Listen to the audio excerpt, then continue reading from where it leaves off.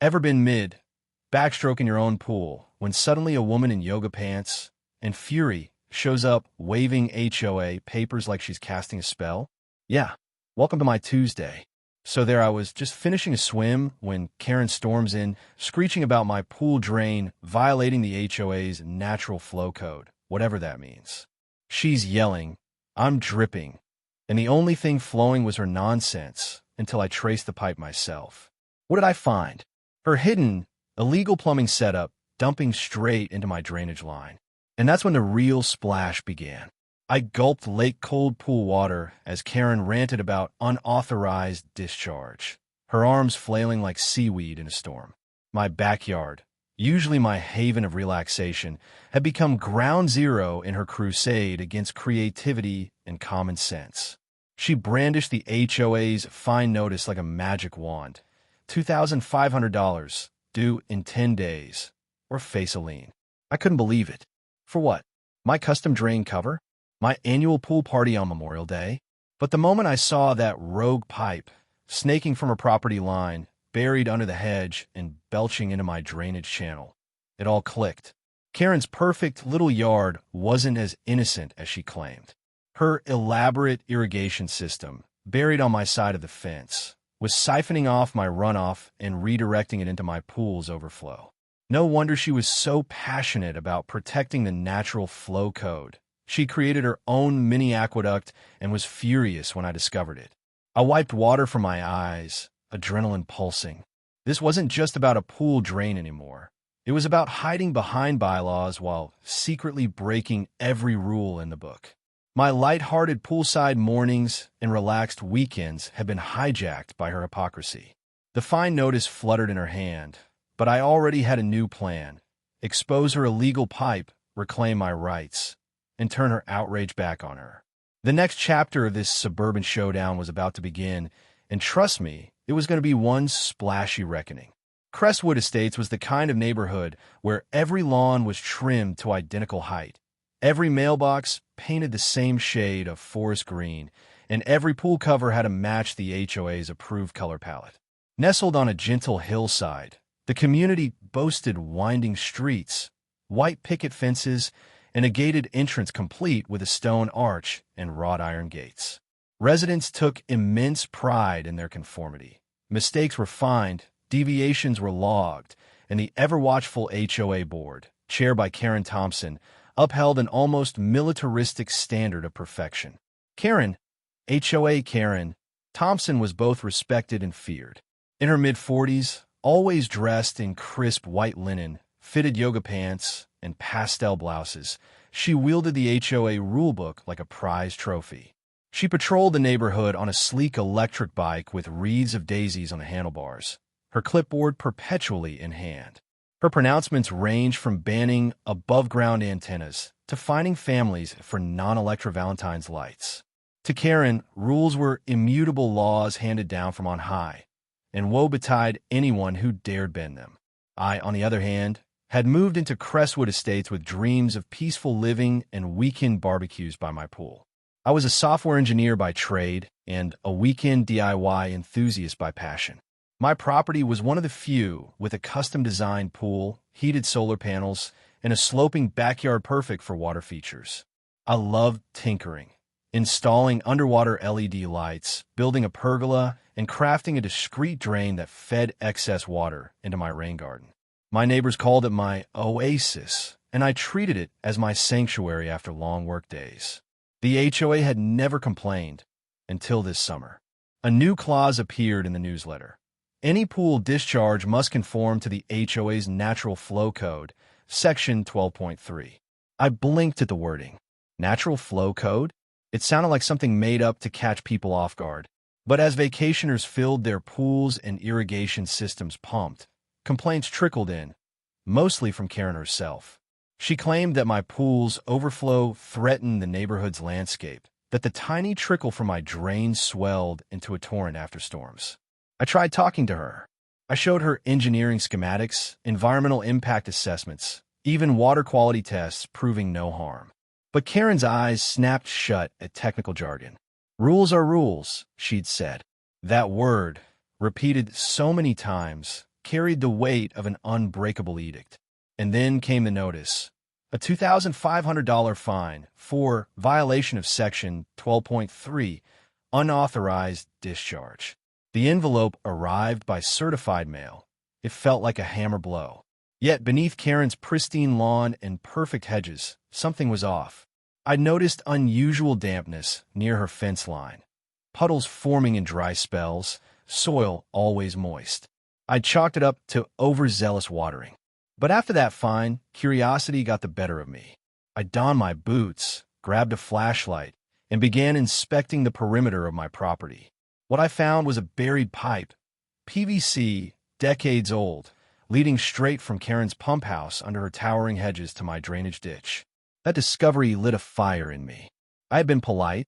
I had tried every official channel. But polite failed. Confrontation was the only language Karen understood, and so it would be. This neighborhood's natural flow would not be dictated by hypocrisy and hidden plumbing. I decided then I would unearth her illegal pipe, expose her deception, and reclaim my pool and my peace. The morning after receiving the fine, I woke before dawn, restless. The letter lay on my kitchen counter, edges still crisp. I poured coffee and stared at it. Failure to comply within 7 days will result in lien. 7 days, or my home's equity would vanish. I clenched my mug, mentally retracing the rubber-soled footprints I'd discovered along the hedge line. Dressing quickly, I grabbed gloves, a small trowel, and my camera. My plan was simple. Document the rogue pipe, gather clear evidence, then confront Karen and the HOA board publicly. I parked my car on the street, concerns heavy in my chest. Neighbors were already out walking dogs. I nodded politely and ducked behind the hedges. Beneath the damp soil, I found the PVC junction. One branch led into my ditch. The other disappeared under Karen's manicured lawn. I snapped photos. Muddy water dripping from a cracked joint, roots entangled around the pipe. The evidence was irrefutable, but I needed more. The ground bore footprints. Karen's boot print matched the width and pattern I once saw her wearing. I took impressions, stamped them in mud, and photographed side by side with her discarded boot outside her shed. By noon, I had my dossier, pictures of the buried pipe, footprints, the fine notice, my water quality reports. The next move was crucial. Present this to the HOA board and to the entire community. I drafted an email to every address in the neighborhood newsletter. A polite but firm request to attend an emergency HOA meeting and review evidence of illegal diversion of my drainage. I attached a few teaser photos, enough to generate curiosity and outrage. That evening, I printed flyers and slipped them under every door. The subject line read, HOA meeting, expose the real violator of Section 12.3. I noted time and place. My heart pounded. This was a gamble. Would the board respond? Would Karen attempt to silence me? 2 days later, the community center hall was crowded. Residents murmured, coffee cups in hand, eyes flitting between me and Karen. At the podium, I laid out my case. Here was the fine. Here was the pipe. Here were the footprints. Murmurs rippled as I showed videos of muddy water flowing into my drainage ditch immediately after her sprinklers ran. The evidence was stark. Karen stood at the back, folding and unfolding her clipboard, lips pressed into a thin line. When I finished, the silence was deafening, then gave way to questions. One neighbor asked about environmental impact. Another noted the cost of repairs and legal consequences. I explained how my pool's overflow was lawful and contained, but her illegal pipe created flooding and violated state code. The board chair, Mr. Patterson, cleared his throat. Mrs. Thompson, care to respond? All eyes turned to Karen. She swallowed, flushed, then stumbled. I don't know what this is. My sprinklers, maybe a neighbor's lawn service. Her voice faltered. Someone shouted, You can't expect us to believe that. Another held up a photo of her boot print. Karen's face went pale. Tensions soared. Half the room shouted for fines against Karen. Others demanded her resignation. Karen attempted to assert her authority, waiving HOA bylaws. But her words rang hollow. Section 12.3 applies to landowners who discharge untreated water, Patterson interjected. Perhaps you, Mrs. Thompson, should be howling about your own violation. Laughter and applause erupted. That night, the HOA board voted to suspend Karen's enforcement powers pending an independent audit. The mood in the room was electric. The hypocrite had been unmasked, her own rules used against her. As I packed up my evidence, neighbors patted my back, thanked me for standing up. The conflict that began with a petty fine had escalated into a full-blown community reckoning. But the story wasn't over. Karen, furious and humiliated, would retaliate. I knew she still possessed the ability to levy fines and call contractors. I prepared for her next move. Legal threats, late-night visits, possibly even attempts to sabotage my pool. I stocked up on tools, consulted a lawyer, and bolstered my security cameras. The conflict was far from resolved. It had only just begun, and the stakes were higher than ever. In the days following the shocking HOA vote, Karen's fury boiled over. She circulated a now infamous memo declaring herself still acting president, ignoring the board suspension. She threatened legal action, hired a high-priced lawyer, and demanded a private meeting with me, under threat of trespassing charges if I refused. Her behavior grew erratic. She sent late-night texts complaining of conspiracy, and neighbors reported her lurking by my property line, flashlight in hand. Meanwhile, my own preparations ramped up. I met with my lawyer, drafted cease and desist notices, and reinforced my documentary evidence. I installed additional cameras around the pool and hedge line, ensuring every inch of Karen's property line and my drainage ditch was in view. Friends pitched in, distributing signs, "Stop Karen's illegal drain and protect our rights." The community was energized, with impromptu gatherings at the local coffee shop to coordinate our response. The once subdued halls of community debate had turned into a grassroots movement. Karen, sensing her control slipping, targeted my business.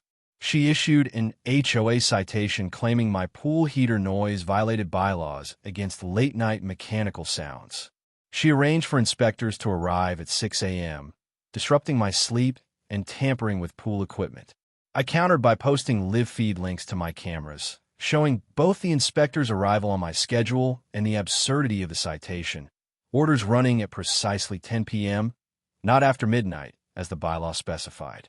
When inspection reports arrived claiming non-compliant drainage, I submitted my own hydroengineering analysis, alongside sworn affidavits from 2 certified plumbers confirming my drain's legality and documenting Karen's pipe violations. Support flooded in. Local environmental groups offered expert statements. Neighbors provided testimony about repeated flooding in their yards traced to Karen's pipe. Frustrated, Karen pressed the HOA board to void the earlier suspension. A special session was called. I attended with a friend who recorded the proceedings. Karen arrived, flanked by her lawyer. She made an impassioned plea. We must protect community standards. If we let one person, but mid-sentence, our showstopper arrived. I played the nighttime footage showing Karen's own irrigation lines spilling into my ditch, time-stamped, with water levels rising to nearly an inch. The board gasped. One member whispered, "That's her hose." The lawyer sputtered, "Irrelevant." Council members looked from the screens to Karen's bewildered face. 2 board members, previously silent, spoke up. "If Mrs. Thompson is diverting water illegally, that's not just an HOA issue. It's a municipal code violation," said Ms. Delgado. "Our duty is to uphold the law, not personal vendettas." The meeting dissolved into heated debate. One faction demanded criminal referrals. Another called for immediate rescission of all fines. Karen's lawyer attempted to quiet the room, but the damage was done. The next day, local authorities arrived at Karen's home with a search warrant for her plumbing permits. The public works inspector confirmed she had no permit for the underground pipe. Fines now threatened her personally. Thousands in municipal code penalties, plus potential civil suits. Karen's status shifted overnight from HOA chair to local pariah. Her once adored prescriptive power evaporated under the weight of her own hypocrisy. Meanwhile, community solidarity soared. I organized a poolside barbecue, Freedom Float Day, inviting every neighbor to swim, laugh, and share stories of the fight. Dozens turned up, splashing in the water that was now certified safe and legal. Laughter replaced tension as children played and adults toasted the reversal of fortune. Karen's wrecked authority was a communal triumph, but not everyone rejoiced. Karen, in a final twist, filed a restraining order against me. She claimed harassment and trespass whenever I acted within my rights. The courtroom drama that followed, filings, affidavits, hearings, kept the story in the headlines for weeks. My lawyer countered with detailed proof, my property surveys, her buried pipe evidence, and communications showing her pattern of harassment. The judge, reviewing both sides, scoffed at Karen's claims. Ultimately, the restraining order was denied, and Karen was admonished for misusing legal processes.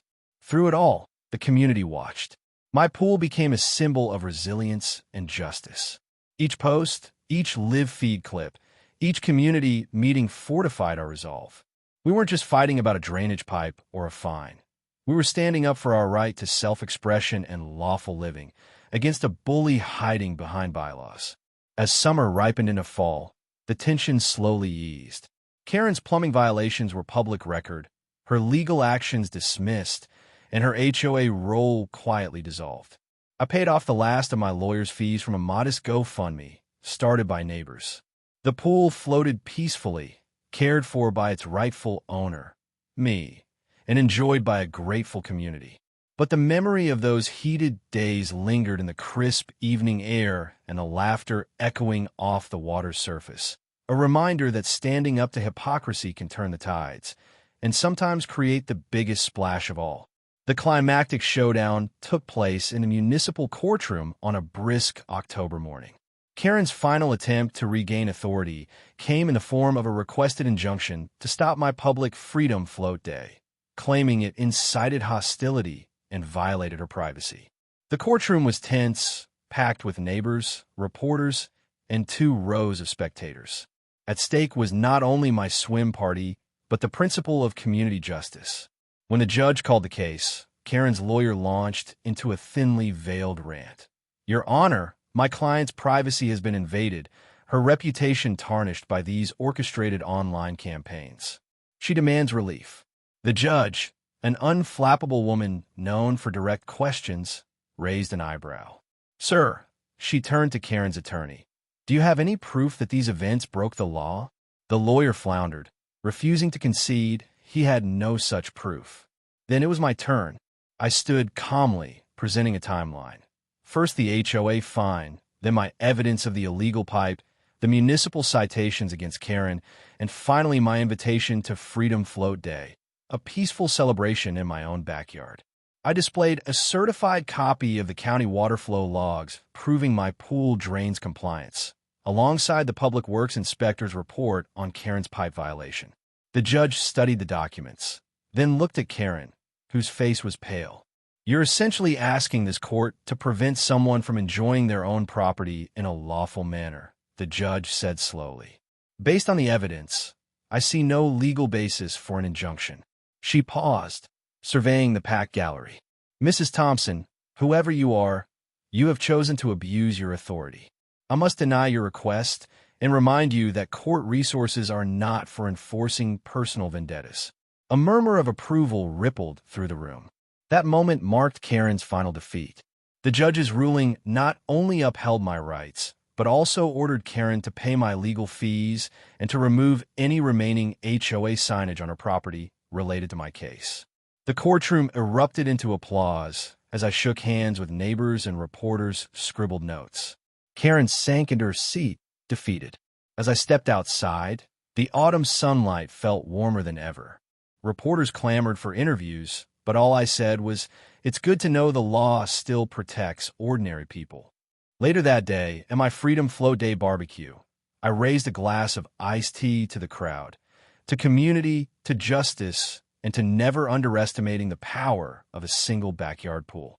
Cheers rang out, and children dove back into the water, their laughter blending with the gentle hum of my irrigation system, restored, lawful, and peaceful. In the weeks that followed the courtroom victory, life in Crestwood Estates settled into a new rhythm. Karen's HOA reign was officially over. The board held a vote to remove her from all enforcement duties. In her place rose a community task force dedicated to fair, transparent rulemaking and respectful dialogue. The Natural Flow Code was repealed and replaced with clear, practical guidelines developed with input from homeowners, engineers, and municipal officials. My pool drain, once a source of conflict, became a case study for best practices. Local garden clubs and environmental groups invited me to speak about sustainable drainage and the importance of property rights. I even helped draft a neighborhood brochure, Drainage Done Right, illustrating simple steps residents could take to manage runoff responsibly. Karen, humbled and largely silent, moved out of the community after months of ostracism. Rumors said she relocated to a town less obsessed with bylaws. Meanwhile, my farm stand thrived. I expanded my operation, selling fresh produce at a small weekly market and offering educational workshops on sustainable agriculture and homeowner advocacy. The fences that once separated neighbors physically and ideologically gave way to fences of flowers and community gardens open to all. Each summer's Freedom Float Day became an annual tradition, attended by dozens of families. What began as a defiant swim in the face of bureaucracy evolved into a celebration of community unity and resilience. Local musicians performed poolside concerts, food trucks lined the driveway, and neighbors swapped stories of triumph over petty rules. Reflecting on the journey, I realized how easily good intentions, like preserving community standards, can be twisted into tools of oppression when wielded by a single overzealous individual. Standing up to Karen's hypocrisy had been daunting, but it taught me and my neighbors the value of vigilance, solidarity, and the courage to defend our rights. Now, when I dive into my pool and feel the cool water envelop me, I see more than a backyard oasis. I see the faces of friends, the laughter of children, and the sparkle of freedom. The very things Karen tried to suppress with her clipboard and bylaws. And I know that as long as we stand together, no hidden pipe nor petty fine can ever drown our spirit.